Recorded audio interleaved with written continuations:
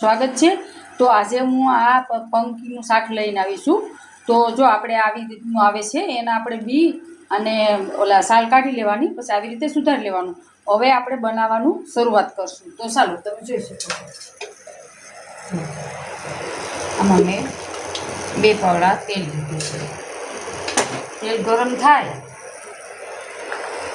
હાલો આપણું તેલ ગરમ થઈ ગયું છે। જો હવે આપણે આમાં જીરું નાખશું। જીરું આવી જાય એટલે આપણે થોડી હિંગ નાખશું। હિંગ નાખીને આપણે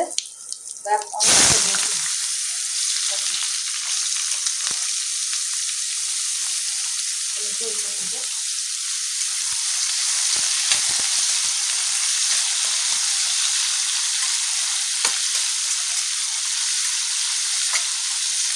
હવે આપણે એમાં મીઠું ને હળદર ઉમેરશું।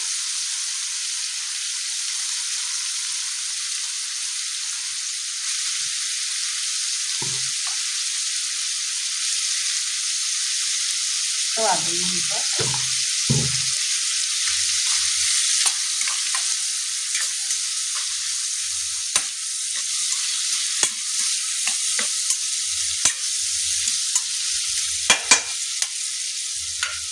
થોડુંક આદું ઉમેર્યું છે આપણે।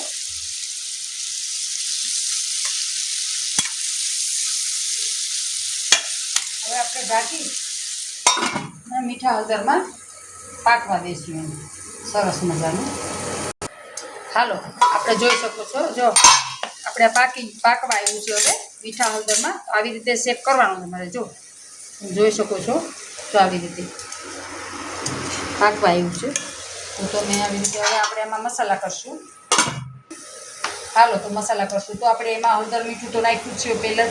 તો હવે આપણે એમાં ધાણા જીરું, લાલ મરચું પાવડર અને સ્વાદ મુજબ ઉમેરી શકું। હવે આપણે પાણી ઉમેરશું। તો પાણી ઉમેરશું આપણે।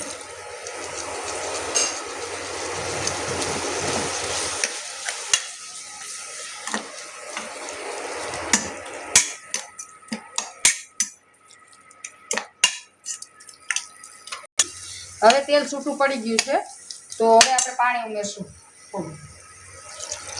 પછી પાણી ઉમેરીને આપણે પાકવા દેવાનું છે એને। પછી કેટલું જોઈએ તમારે, એમ કે તમે એમાં દાસતું પણ કરી શકો અને આવી રીતે જો સેજ રસાવાળું પાકી જશે।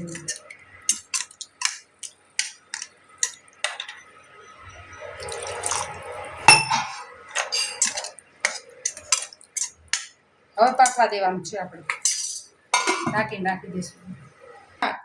જો પાકી ગયું છે સરસ મજાનું, આપણે જોઈ શકીએ। જો આવી રીતે દબાવીએ ને તો આમ પાકી ગયું છે આવી રીતે। જો આ મીઠું હોય ને એટલે આપણે એમાં લીંબુ થોડુંક ઉમેરી શકીએ। જો તમે જોઈ શકો તો સારું લાગે તો એમથી। તો સરસ મજાનું પાકી ગયું છે સબ્જી। તો આ અલગ તમે આને થેપલા, પરોઠા, રોટલી બધા હારે ખાઈ શકો છો। જો આપણે આને અલગ અલગ નામથી બોલાવે છે, જેમ કે આને કદ્દુકસ કહે છે, પમ્પિંગ કહે છે, પછી આને પતકાળું કહે છે। ગુજરાતમાં આને પતકાળું કહેવાય છે। અને આ ખાવામાં બહુ ઠંડુ છે, એમ કે આ બધા માટે બહુ સારું।